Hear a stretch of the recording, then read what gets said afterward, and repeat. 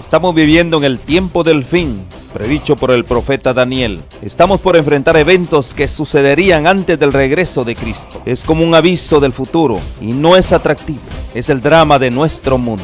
El pecado, el sufrimiento, la muerte, la caída de las naciones, guerras, hambrunas, la difusión del evangelio, engaños, terremotos y otros. Estamos viviendo los peligros del tiempo del fin. Todo esto es según Cristo, principio de dolores. Pero tenemos la palabra profética más segura. Cristo dijo a su pueblo: yo estoy con vosotros todos los días hasta el fin del mundo. La iglesia es la familia de Dios en la tierra y debemos entender los tiempos en que vivimos. Como continuadores del pueblo de Dios, se nos invita a salir del mundo y a prepararnos para reunirnos para la verdadera adoración, para estar en comunión unos con otros, para recibir instrucciones de las profecías que hiciera que el lucero de la mañana, Cristo Jesús, resplandezca en nuestros corazones. Asimismo, servir a toda la humanidad y cumplir con la sagrada comisión de ir y hacer discípulos. Oro para que el Señor Jesús use estos medios como instrumentos en sus manos para que usted pueda sentir el hambre y sed por más de la verdad absoluta. Que el Señor les guarde.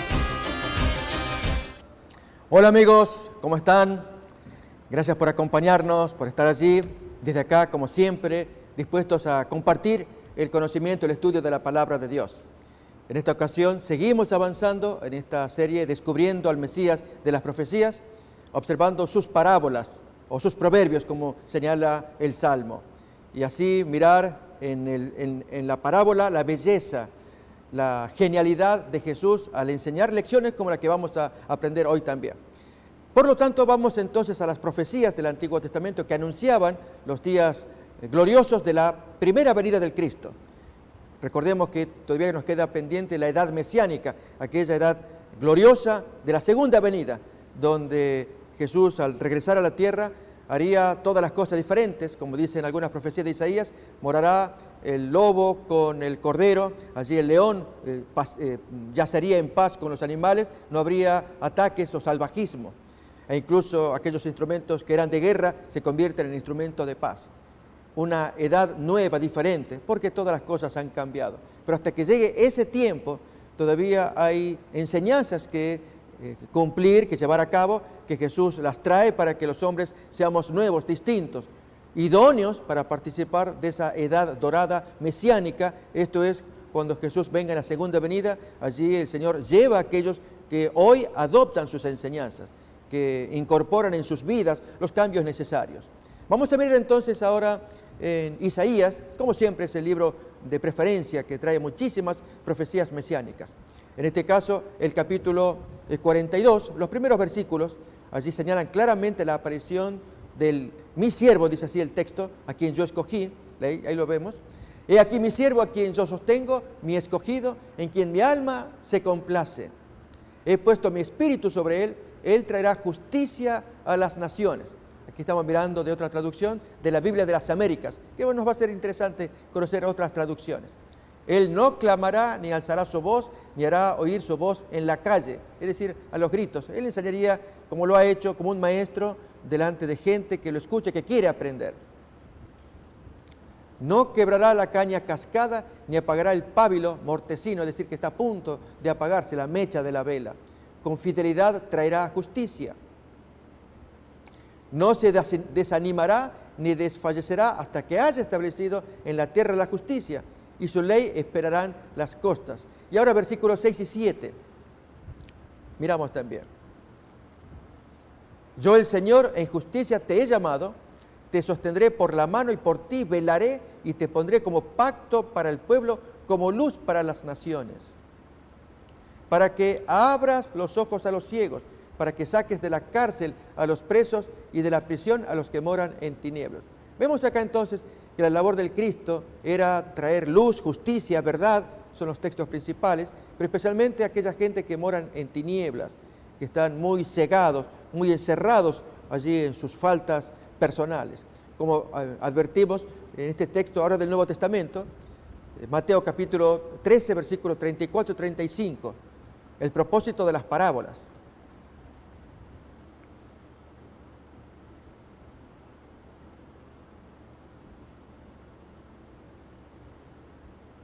Bien, ahí dice: todo esto habló Jesús en parábolas a las multitudes y nada les hablaba sin parábola, para que se cumpliera lo dicho por medio del profeta, cuando dijo en el Salmo 78:2, abriré mi boca en parábolas, hablaré de cosas ocultas desde la fundación del mundo.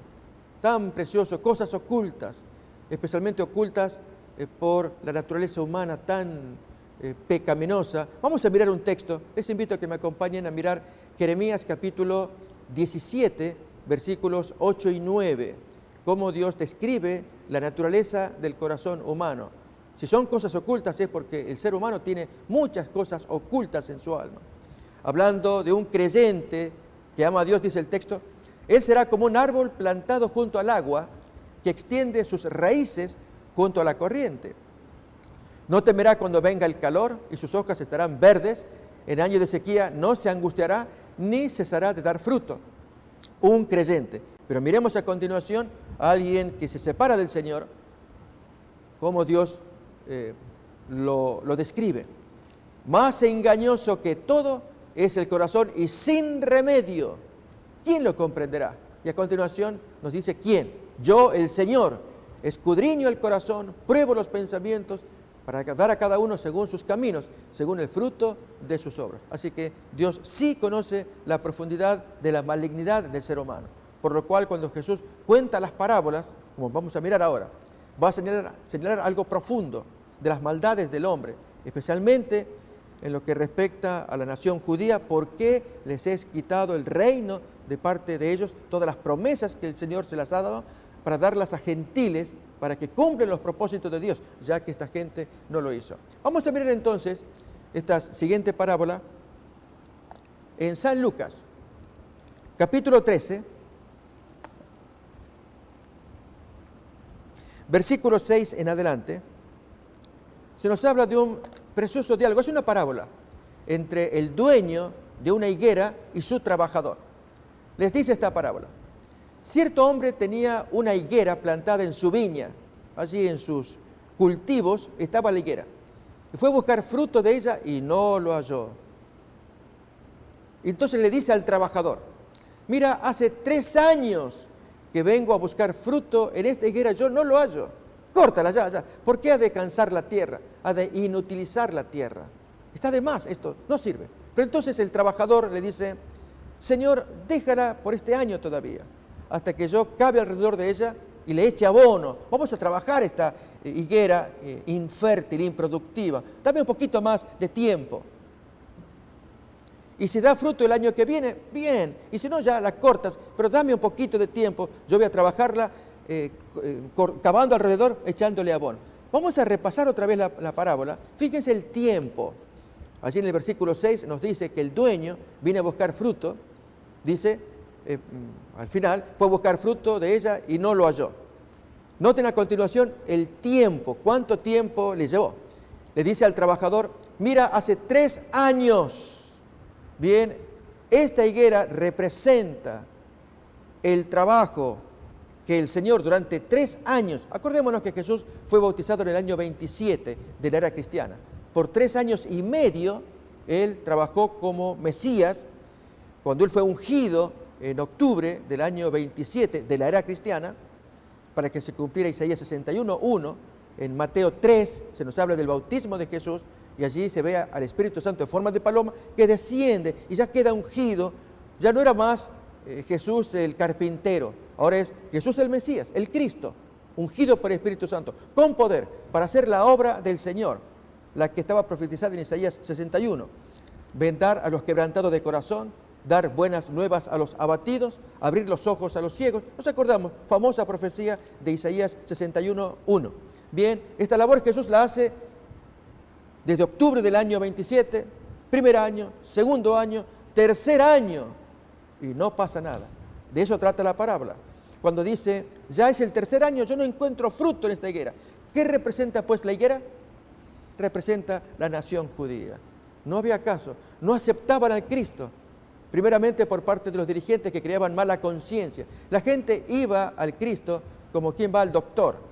Lo aceptaban como un gran obrador de milagros o taumaturgo, un hombre que hace portentos, uno lo busca, él me puede curar aquí, me puede curar allá, pero aceptarlo como el Cristo de la profecía era un salto grande.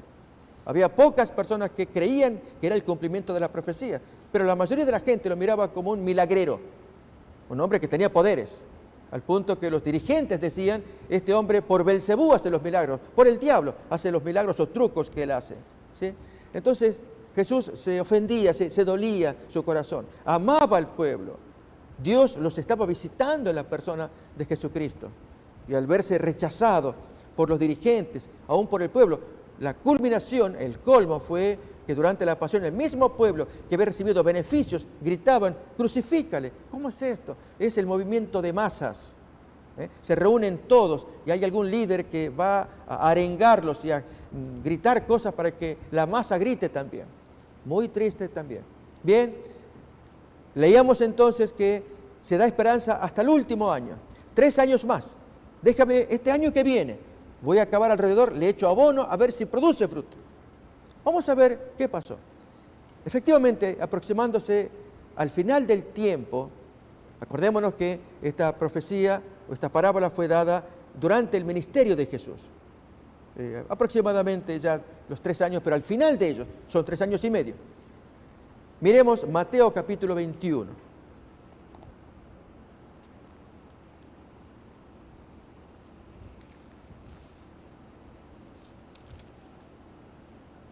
Desde el versículo 18 en adelante, y luego compararemos con un texto de Marcos 11. Se van a complementar. Por la mañana, cuando regresaba a la ciudad, él tuvo hambre. Y al ver una higuera junto al camino, se acercó a ella, pero no halló nada en ella sino solo hojas. Y entonces dijo, nunca jamás brote fruto de ti. Y al instante se secó la higuera. Versículo que viene. Al ver esto, los discípulos se maravillaron y decían, ¿cómo es que la higuera se secó al instante, tan profundamente seca? Jesús va a responder, en verdad os digo que si tenéis fe y no dudáis, no solo haréis lo de la higuera, sino que aún si decís a este monte, quítate y échate al mar, así sucederá. Así que no se asombren por lo de la higuera. Hay obras poderosas que ustedes van a mirar, superiores, para que ustedes crean también en el poder del Cristo. Bien, notamos que finalmente el Señor decide quemar la higuera, secarla, maldecirla y no hay más solución.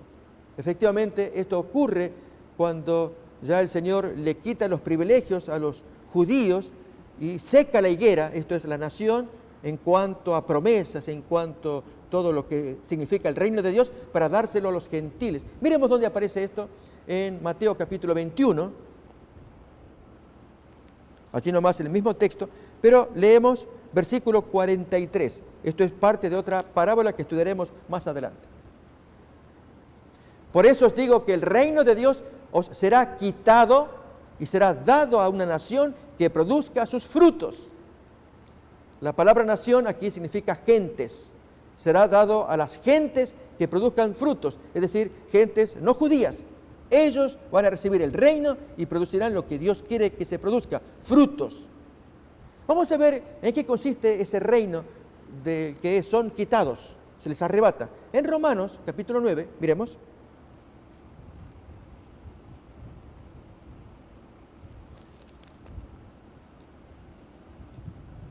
Desde el versículo 1, para entender los sentimientos de Pablo, lo que él lleva en su corazón, a favor de sus compatriotas. Digo la verdad en Cristo, no miento, dándome testimonio mi conciencia en el Espíritu Santo, de que tengo gran tristeza y continuo dolor en mi corazón, porque desearía yo mismo ser anatema, maldición, separado de Cristo por amor a mis hermanos, mis parientes según la carne, que son, y notemos, aquí va a venir el contenido de ese reino de Dios, cuántas promesas, cuántas bendiciones, que ahora Jesús se las quita para dársela a las gentes que produzcan los frutos. Hoy llamamos iglesia. ¿Quiénes son israelitas? A quienes pertenece la adopción como hijos, la gloria, los pactos, la promulgación de la ley, el culto, las promesas, todo es de ellos.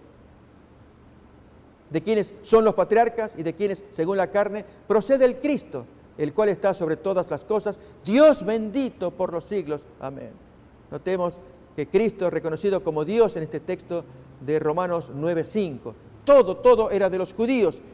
Por amor a Abraham, cuando Dios le prometió que de su descendencia, según la carne, recibiría las bendiciones, la simiente con la cual inundaría todo el planeta de bendiciones. Esto es Cristo, simiente de Abraham.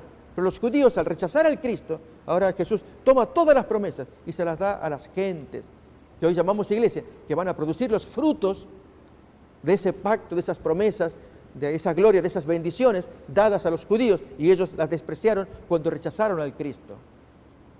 Bien, ahora en Mateo 21 leíamos que Jesús se acerca a la parábola y entonces mete la mano, encuentra hojas solamente, él estaba con hambre y entonces maldice a la higuera. Pero aquí que en el texto de Marcos, capítulo 11, que vamos a buscar a continuación, se nos dan detalles del relato, el mismo relato. Hay unos asuntos interesantes que incluso puede despertar, vamos a leer todavía de Marcos, un poquito antes, ver detalles de Marcos capítulo 11, a continuación digo el texto.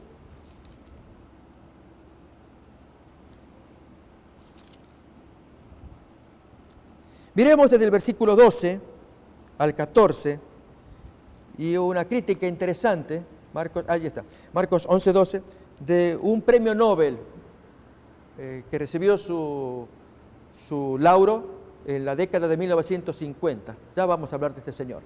Al día siguiente, cuando salieron de Betania, Jesús tuvo hambre. Y viendo de lejos una higuera con hojas, fue a ver si quizá pudiera hallar algo en ella. Cuando llegó a ella, no encontró más que hojas, porque no era tiempo de higos. Y Jesús, hablando a la higuera, le dice: nunca jamás coma nadie fruto de ti. Y sus discípulos le estaban escuchando. A continuación, acontecen obras, en ese caso la purificación del templo. Si miramos el texto allí, el que le sigue, versículo 15 hasta el 19, hay un hecho, un evento que no vamos a estudiar, es la purificación del templo. En el versículo 20, allí retoma el tema de la higuera. Ese es el tema que nos interesa ahora. 11, 20. 20. Bien. Por la mañana, cuando pasaban, vieron la higuera seca desde las raíces. Entonces Pedro, acordándose, le dice: Rabí, mira, la higuera que maldijiste se ha secado. Y Jesús dijo, diciéndoles: tened fe en Dios. En el griego dice: tened fe de Dios. Amigos, quiero contarles algo. Y es con respecto al relato que trae Marcos en particular. Nos dice allí que Jesús tuvo hambre y vio una higuera, estaba poblada de hojas. Le metió la mano para ver si encontraba un higo y no vio nada, porque el texto dice, y voy a invitar a que repasemos para que lo leamos al texto, que aparece en el versículo 13, que no era tiempo de higos. Ahora vamos a mirar, quiero hacer un comentario tal vez que sea de interés. Entonces leemos otra vez Marcos 11, 13. Allí al final, cuando llegó a ella no encontró más que hojas porque no era tiempo de higos, y en consecuencia la maldice. Y luego desde el versículo 20 el asombro de los discípulos: Maestro, la higuera que tú maldijiste se ha secado desde las raíces. ¿Sí? Bien, Bertrand Russell es un famoso escritor, falleció, matemático, filósofo. Él ganó su premio Nobel en la década de 1950 y publicó materiales ateos, entre ellos uno que se llama ¿Por qué no soy cristiano? Este señor, declarado ateo, un gran escritor, fomentó la incredulidad en mucha gente, dando sus razones de por qué él no podía ser cristiano. No veía a Jesús una persona superior, digna de prestarle atención, de admirar su belleza, sino consideraba que era un simple, vulgar individuo, tan similar a nosotros, tan enojón como en esta historia de la higuera. Bertrand Russell escribe en uno de sus párrafos, dice: yo no entiendo el asombro de los discípulos ante un individuo que se enoja porque no encuentra higos. El versículo dice allí que ni era el tiempo de higos, que él tenía hambre, fue a meter la mano, no encontró, si no era tiempo de higos, ¿qué esperaba? Y enojado le maldijo y los discípulos quedan asombrados. Y Bertrand Russell dice: ¿Y este es Dios? ¿Este es el Hijo de Dios? ¿Que va a ser modelo para mí? ¿Que se enoja de nada? Yo no quiero ser cristiano. ¿Se entiende? Esto escribió Bertrand Russell, premio Nobel. Y amigos, uno se queda pensando. Por eso leíamos el texto. A ver, leámoslo otra vez, una vez más. Así vamos a entender a este señor y la razón de la maldición de Jesús. Claro que hay una razón. Vamos a ver. Otra vez entonces, la porción. Viendo de lejos una higuera con hojas, fue a ver si quizá pudiera hallar algo en ella. Y cuando llegó a ella, no encontró más que hojas, porque no era tiempo de higos. Recordemos que él estaba con hambre. Eso lo dice el versículo 12. Bien, siguiente versículo, dice más, la maldición de Jesús. Y Jesús, hablando a la higuera, le dice, nunca jamás coma nadie fruto de ti. Y sus discípulos le estaban escuchando.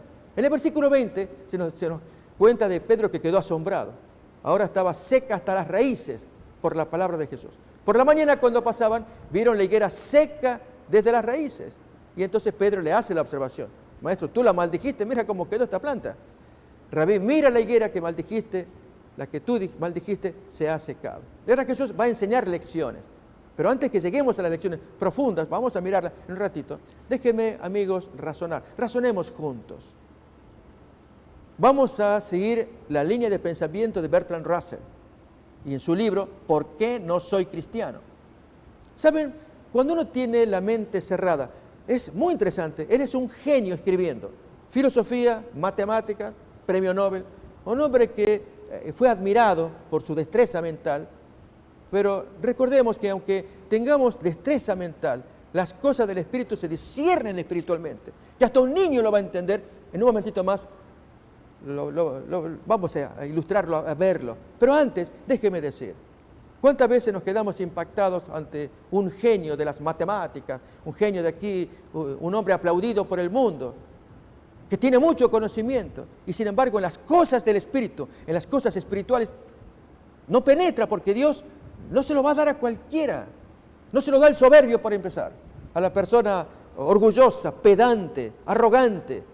Dios no tolera a la tal persona porque su Cristo fue tan humilde que siendo igual a Dios, Él no estimó aferrarse a Dios, sino que se vació y se hizo más abajo que los hombres. ¿Cómo cuenta? Leemos ahora en Filipenses capítulo 2, 5, 6. Miremos el texto.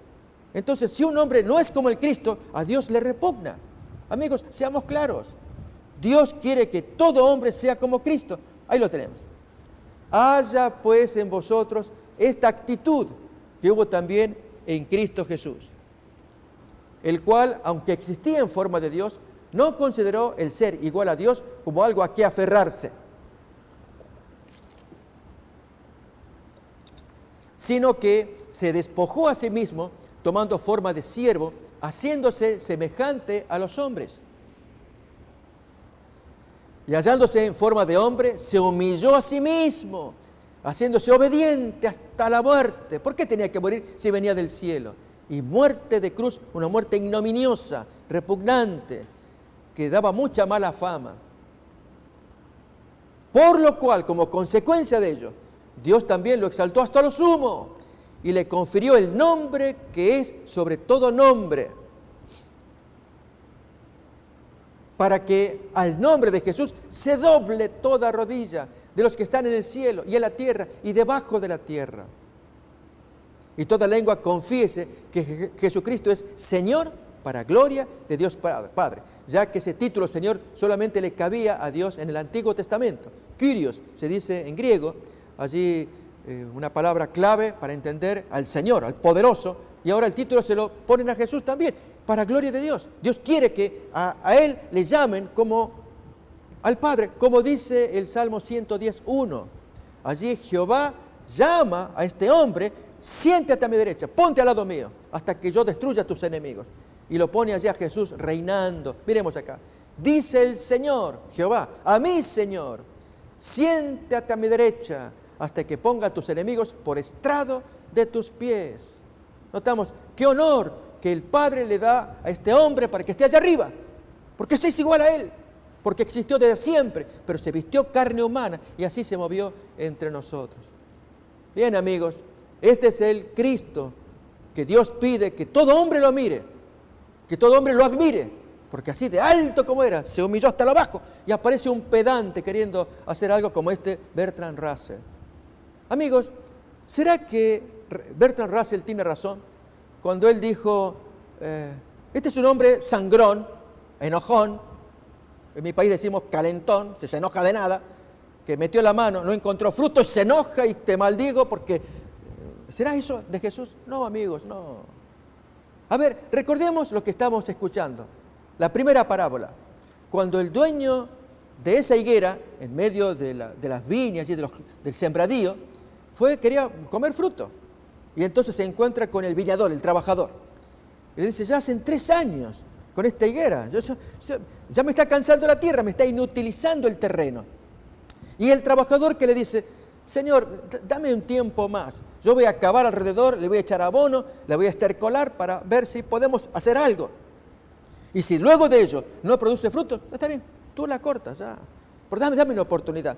Esa fue la obra de Jesús, permanentemente durante 3 años y medio, desde octubre del año 27 hasta abril del año 31, en que Él fue muerto. Pero he aquí que poco antes de que Él sea muerto, aparece esta historia de la higuera. Jesús metió la mano esperando que el pueblo judío dé fruto con todo lo aparato, con todo lo frondoso, las hojas, y que una persona miraba, qué linda planta, y uno quiere comer algo de una linda planta que aparenta estar buena, pero observa, toca, y no encuentra fruto. Y entonces, ¿para qué sirve esa planta? Es solo apariencia. Bien, así era el pueblo judío. La planta representa a la nación judía, por lo cual la maldición... Jesús quiso enseñarnos una lección. Él maldeciría la planta, sacrificaría una planta para enseñar una lección. No se trata de que Él esté enojado, se trata de que va a usar esta ilustración, como acostumbraba Jesús a hacerlo, para dar un mensaje. Aquí se sacrifica la planta, que queda seca hasta las raíces, para que los judíos aprendan esa lección. El reino les es quitado de ellos, van a quedar secos, para darle a gente que produzca los frutos. Es quitarle la higuera, ponerla acá, y ahora sí, llegado cierto tiempo, se mete la mano y ¿cuánto fruto hay? Un ejemplo, mis amigos, cuando se quitó allí la higuera de los judíos en el año 34, se cumple la profecía de Daniel 9, que indicaba que 70 semanas de gracia se daba para la nación judía. Y esas 70 semanas, o 490 años reales, que van desde cierta fecha, año 457, que es el punto de partida de esa profecía, hasta el año 34. Allí algo pasó, que fue el último año de gracia para la nación judía. ¿Cuál fue? Allí aparece Esteban, es el último profeta de Dios para ellos, para que se cumpla Daniel 9, que decía, 70 semanas hay que están determinadas sobre tu pueblo para sellar la visión y al profeta. Allí dice el texto en el hebreo original, se sella al profeta y al último profeta, Esteban, lo sellaron con pedrada, lo apedrearon. El hombre en Hechos capítulo 6, 7, cuenta su historia. Los judíos no lo soportaron, lo matan. Estaba Saulo de Tarso, el joven, liderando todo el movimiento. Y ahí se terminó la gracia para los judíos como nación, no como individuo, como nación, no más, ya. Y ahora se le quita el reino, y la higuera, y se la da a gente que produzca frutos. Y amigos, desde el año 34, apenas pasaron 29 años, 30 años, para ser más puntuales, 30 años. Y aparecen los frutos de una higuera que era pequeña, abundantes frutos. ¿Cuáles? Cuando Nerón desató la ferocísima persecución contra cristianos luego de haber quemado Roma. Allí en ese tiempo, año 34, mes de julio, quemó Roma. Y la gente, pues, de los 14 distritos fueron destruidos decenas allí, gente que moría. Esto cuentan 2 historiadores, Tácito y Suetonio, que cuentan sobre la quema de Roma. Uno de ellos menciona que iban los carros con agua para apagar el fuego, pero se encendía más, que suponían que iban con combustible para hacer más grande el incendio. Porque Nerón traía un plan que también cuentan estos historiadores, de quemar Roma para construir Nerópolis, la ciudad de sus sueños. Un hombre alocado, un emperador que estaba loco, quemar Roma para reconstruirla desde las raíces, desde las ruinas. Pero la gente protestó y se quejó, y entonces Nerón temió por él, y allí había que buscar un chivo expiatorio. ¿A quién culpar?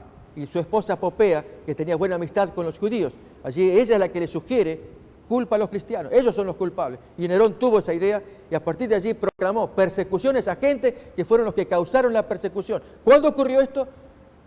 30 años desde que se cerró la gracia a los judíos, del año 34, cuando matan a Esteban. 30 años después, año 64, comienza la persecución. Amigos, esa higuera produce frutos. Miremos a los cristianos, ellos mostrando el amor de Cristo, soportando toda humillación de parte de Nerón. Eran echados a los leones, eran empalados, puestos allí como hoguera en los palacios reales. Eran devorados por las fieras, cubiertos de pieles de animales, atacados por perros hambrientos. Empalados con miel también, y ponían hormigas para que los devoraran. Todo esto sufrieron estos cristianos. Y eran de a cientos de miles que sufrían la primera gran persecución del Imperio Romano por el emperador Nerón. Año 64. Notamos los frutos, allí se ve, frutos tristes, pero gente consagrada, que ama al Señor, que daría la vida por Él, que injustamente están siendo perseguidos, que cumplen los mandamientos, son consagrados, ellos aman al Señor con sus familias, no temen ni siquiera la muerte para confesar que son hijos del Señor, que van a dar su vida para defender su nombre. Amigos, ¿nos damos cuenta de lo que es un fruto? Mientras que acá, la vieja higuera, los judíos tramando cómo entrampar a Jesús. Allí los dirigentes, de una forma u otra, buscando siempre un detalle, hacerle caer en trampa para tentarlo, como cuentan los evangelios. Y no obstante, Jesús, durante 3 años y medio, buscando fruto en esa higuera. ¿Se entiende entonces por qué el Señor maldijo la higuera? Nunca más coma fruto nadie de ti. Y Pedro se asombra, porque Cristo sacrificó la planta. ¿Qué ocurre ahora? Vamos a seguir leyendo Marcos capítulo 11, versículo 22, y aún veremos más detalles en adelante. 11, 22 en adelante. Jesús respondió diciéndoles: tened fe en Dios. En verdad os digo que cualquiera que diga a este monte: quítate y arrójate al mar, y no dude en su corazón, sino crea que lo que dice va a suceder, le será concedido. Créalo, no dude. Y miren ahora, versículo que viene. Por eso os digo que todas las cosas por las que oráis o oréis y pidáis, creed que ya las habéis recibido y os serán concedidas. Amigos, aquí hay un detalle que vamos a repasar en un momento más, pero antes permítame comentar. El detalle es que Jesús está diciendo en este versículo 24, ustedes crean, no duden, si le dicen a este monte, quítate, tírate al mar. Es un monte de dificultad. Pero en el versículo que sigue, 24, fíjense la redacción, así está en el original. Creed que lo habéis recibido y entonces vendrá. Amigos, ¿qué ocurre cuando hacemos pedidos a Dios? Muchas veces oramos y decimos: Señor, te pido tal cosa y voy a creer que lo voy a recibir. Y entonces pedimos y creemos que va a venir. El texto no dice que va a venir en un futuro. El texto dice que ya vino. Y si yo creo que ya vino, entonces lo tengo conmigo. La gran diferencia es que cuando hacemos pedido a Dios, debemos creer que ya Dios lo contestó y que solamente tenemos que abrir los ojos para ver dónde está la respuesta. Así dice el texto de 11:24. Leámoslo otra vez. Ya contestó al pedido que hemos hecho, aunque no lo tenemos con nosotros, pero Él ya lo entregó otra vez. Por eso os digo que todas las cosas por las que oréis y pidáis, creed que ya las habéis recibido y os serán concedidas. Solamente así se concede cuando creemos que ya llegó. Esa es la fe de un niño que pide y no está pensando en que ya va a llegar. No, ya está, en alguna parte está, en algún lado se extravió. Señor, yo sé que ya tú lo mandaste, haz que venga. La fe de un niño. Amigos, déjenme contar esta historia. Una niña escucha la conversación muy penosa que sus padres tienen con el médico por la salud del nene, del hermanito más chico. Y el doctor le dice: su niño necesita una operación. Yo puedo hacer lo posible que la operación sea llevada a cabo en el pueblo, allí en la ciudad, pero ustedes necesitan juntar dinero. y la operación sale su costo. Y la familia era muy pobre. Y entonces yo les animo que ustedes junten lo que puedan, sus $10,000, y entonces yo haré lo posible para ubicar al médico allí en la ciudad importante y llevar al niño para que le haga la operación. Y entonces la niña escucha allí en privado la conversación de los papás con el médico que estaba de visita, y ella se enternece y decide directamente hablarle a Dios escribiendo una carta. Y entonces ella tiene una fe en ese Dios que le va a dar. Bien, en la carta pone: querido Dios, yo soy Ana, vivo en la calle tanto y tanto, y por esta carta que te envío a ti, te pido por favor, envíame el dinero que hace falta para la operación de mi hermanito. Necesitamos $10,000, y tú, Señor, yo sé que tú me la puedes dar. Y entonces ella escribe la carta y luego le pone el sobre, lo sella y lo manda a la estafeta para que llegue al correo. Solo que ella pone ahí el nombre de ella, su dirección, y dirigida a quién. ¿A quién puedes dirigir? Pone allí, dirigido a Dios. Bien, va al correo la carta, y allí están entonces el encargado del correo, allí el hombre que atiende, el jefe del correo y el empleado. Y entonces cuando van separando las cartas para distribuirlas en los domicilios, allí llega a manos de ellos esta carta. Le dice uno al otro: mira esta carta, dirigida a Dios. ¿Y quién la escribe? A ver. Mira, aparece la letra de un niño, de una niña. Wow, dirigida a Dios. Y entonces ellos piensan: ¿y a dónde la ponemos? No sé, tal vez en alguna iglesia habrá que ponerla. No, yo no quisiera. No. ¿Pero por qué? ¿A quién le vamos a dar? Dirigida a Dios. No, sugiero otra cosa. ¿Qué cosa? Que leamos lo que dice la carta. ¿Qué? ¿No se puede? Sí se puede. Es una niña y que está rogándole a Dios. Debe tener el corazón muy cargado para pedirle a Dios. Y yo no creo en las iglesias, así que vamos a hacer. Pero es ilegal, vamos a hacerlo. Tú sabes que podemos abrir la carta allí. Y como esta gente conoce los trucos, hay maneras de abrir ciertas cartas. Y entonces allí abren la carta y miran. Y entonces leen allí: querido Dios, mi hermanito está enfermo, te pido por favor que me mandes $10,000 para mis necesidades, para la operación de mi hermanito. Y los dos se enternecen. ¡Qué criatura! Mira lo que pide. Mira si esto lo lleváramos a la iglesia. ¿Quién? Nadie le va a prestar atención. Pero bueno, ¿y qué hacemos ahora? ¿Cómo que hacemos? La niña pide $10,000. ¿Y qué hacemos? ¿Cómo que hacemos? Yo aquí ya pongo mi dinero. ¿Y qué? Ponte, tú también tienes tus ahorros. Y allí, discutiendo entre ambos, juntan $5,000 los dos. Y allí entonces van a separar el dinero para devolvérselo, dárselo a la niña. Y entonces sellan el sobre, allí, con cuidado, para que llegue al domicilio. Y entonces llega la carta y la niña siempre, todos los días, mirando si ya Dios contestaba su pedido. Y llega allí al box mail, allí a la caja de correos.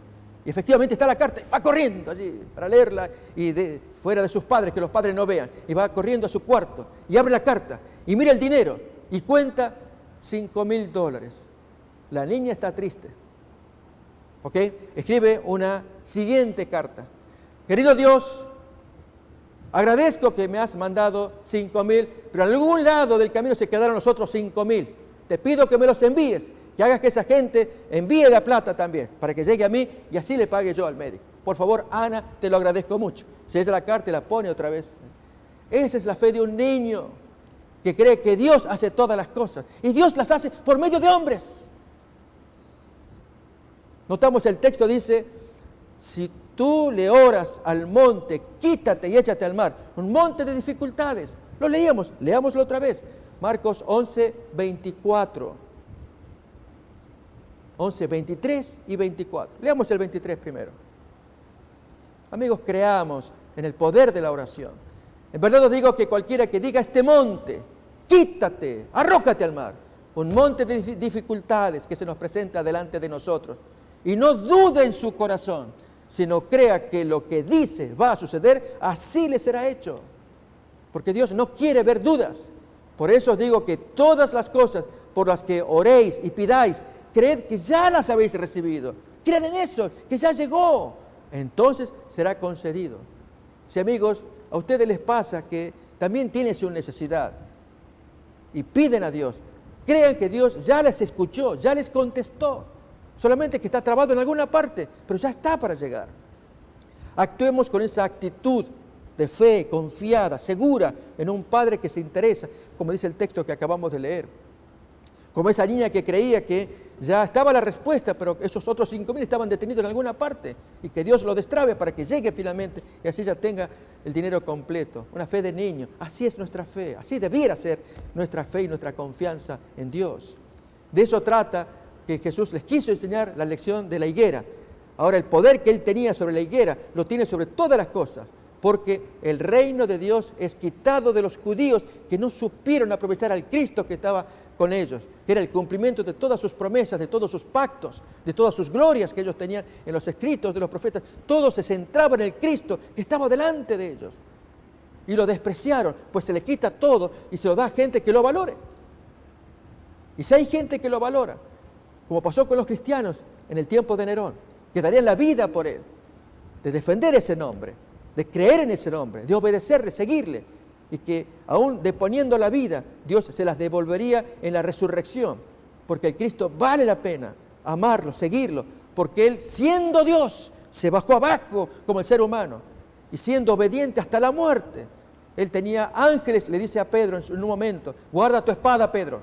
Pedro allí cuenta el Evangelio de Mateo, saca la espada y se la ensarta en uno de los criados, Malco, y el hombre giró y le rebanó la oreja, si no hubiera ido directo a la cabeza. Ese era Pedro, violento, para defender a su amado maestro. Jesús le dice, no, Pedro, no hagas esto, no. ¿No sabes que tengo 12 legiones de ángeles que me pueden defender? Yo les pediría que vengan, pero si yo hago esto, ¿cómo se cumplen las Escrituras? Así que déjalo que esto siga así su curso.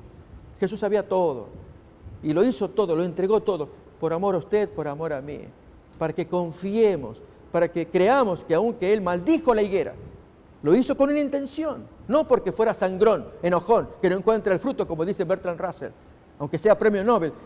Los hombres sabios del mundo no entienden. Miremoslo, así lo dice la palabra de Dios en 1 de Corintios, capítulo, vamos a leer ahora, capítulo 2. Miremos cómo lo expresa el Señor, capítulo 2 de 1 de Corintios, versículo 10 en adelante. Uno respeta a Bertrand Russell y cualquier sabio del mundo, pero en las cosas del Espíritu no tienen ni derecho a hablar, como leemos a continuación. Pero Dios nos las reveló por medio del Espíritu, porque el Espíritu todo lo escudriña, aún las profundidades de Dios.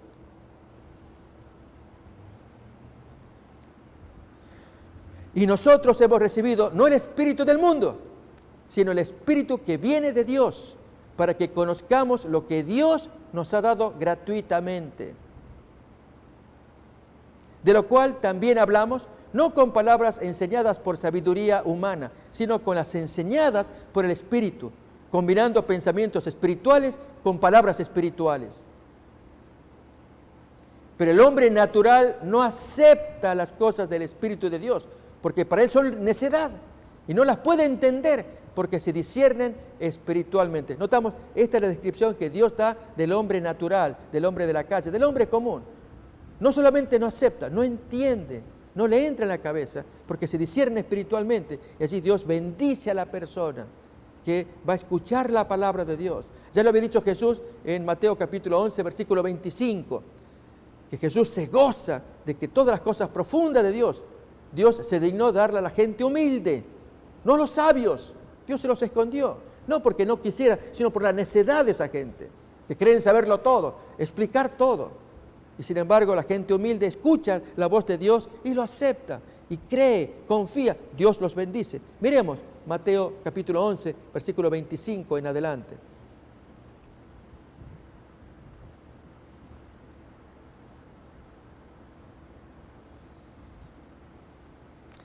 En aquel tiempo, hablando Jesús, dice: Te alabo, Padre, Señor del cielo y de la tierra, porque ocultaste estas cosas a sabios e inteligentes y las revelaste a los niños. Así es como Él se expresa de los humildes. Gente humilde, personas grandes pero humildes. Sí, Padre, porque así fue de tu agrado, así te gusta que sean las cosas. Todas las cosas me han sido entregadas por mi Padre. Y nadie conoce al Hijo sino el Padre. Pero tampoco a nadie conoce al Padre sino el Hijo y aquel a quien el Hijo se lo quiera revelar. Si hay una persona que quiera conocer de Dios, allí Jesús se lo va a revelar. Pero el hombre necesita ser humilde, aceptar al Cristo, acercarse a Él. El Cristo le enseña y le muestra al Padre, tan amoroso. Ya lo demuestra con las profecías enviadas, de que enviaría un hombre que sería el benefactor de la humanidad, ayudándoles a todos, bendiciéndolos a todos, perdonándoles a todos, recibiéndolos a todos. Ese es el Cristo. Y amigos, es el Cristo que también Dios se le quiere revelar a usted. Si usted abre su corazón para que Él more con usted y su familia y sea bendición. Y usted diga, a partir de ahora yo noto el cambio. Así ocurrió en las historias de Cristo. Pienso en una de cuando Él, caminando, los mismos amigos le preguntan, ¿y ese hombre que está allí ciego, quién pecó? ¿Ese o sus padres? Y no había pecado nadie. Él estaba así porque había un propósito de Dios, según Juan 9. Y cuando finalmente Jesús le habla, Él en sábado escupe para hacer barro, le pone en los ojos y le dice, vete al estanque, allí lávate. Y cuando él se lavó y regresó, ya veía, y Jesús desapareció. Y el hombre comienza a dar testimonio, y la gente asombrada, que él mira. Y en eso el Sanedrín, que se entera porque se hizo un milagro en sábado, prohibido por el Sanedrín, lo increpan y lo traen. ¿Quién es? ¿Quién te hizo? ¿Quién te dijo esto? Y él dice, yo no sé quién es. Yo sé una cosa. Yo antes era ciego, ahora veo. Ese es el testimonio que da este hombre. Miremoslo allí en San Juan 9, 24, 25. Ese es el testimonio que va a dar él. Ese es el testimonio que Dios quisiera que todos demos. Yo no sé qué pasó, yo solamente sé una cosa. Yo era así antes, ahora soy de esta otra manera. Miremos acá. Por segunda vez llamaron al hombre que había sido ciego y le dijeron, da gloria a Dios, porque nosotros sabemos que ese hombre, el que te curó, es un pecador porque violó el sábado. La respuesta preciosa del hombre curado. Él le dice, si es pecador, yo no lo sé. Una cosa sí sé. Yo era ciego, ahora veo. Amigos, ese es el testimonio que Dios quisiera que demos nosotros todos los días. Hay cosas que no podemos explicar. Como esta gente sabia que le preguntan, tú di, da gloria a Dios. Nosotros sí sabemos que ese es un hombre que no conviene, que por el diablo te hace los milagros que te hace. Miren, yo esas cosas no sé. Ustedes son los expertos. Ustedes son los abogados que entienden esas cosas. Pero yo sé una cosa. Yo era ciego. Me encontré con ese hombre, ahora veo. De eso voy a hablar.